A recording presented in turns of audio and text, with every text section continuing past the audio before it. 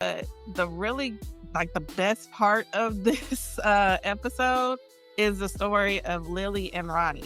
These are the two little girls that were basically, well, not basically, they were the only two that survived that night in the movie theater when all their friends were unalived, right? They're both having psychological issues. They're both having like very, very vivid hallucinations. And there's two particular scenes in this episode that they did a really good job on. Is that remember in the last episode, Ronnie let those kids into this movie theater. This is the movie theater that her father works at or has some type of ownership in. And so the town is trying to blame her father for the deaths of these children because it was so like gruesome and kind of unexplainable that they're like, okay, this had to be this guy that did this to these kids. And she's like, my dad didn't do anything. So she's dealing with the guilt of the town basically, looking at her dad like he's this murderer.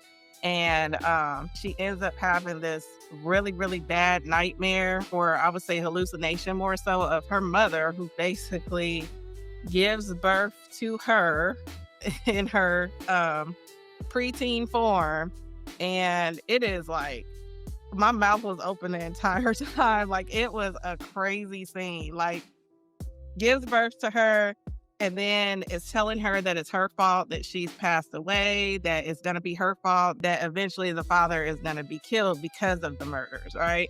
And so the mom is basically talking all this mess to her. It's scaring the crap out of her. And she ends up, somehow that she's tied to the mom because again, the mom gives birth to her and there's an umbilical cord and somehow she like ends up getting freed from that. And then like her nightmare ends, right? Y'all gotta go see it because I can't even explain it in the best detail because it was just like I said, my mouth was open the whole time.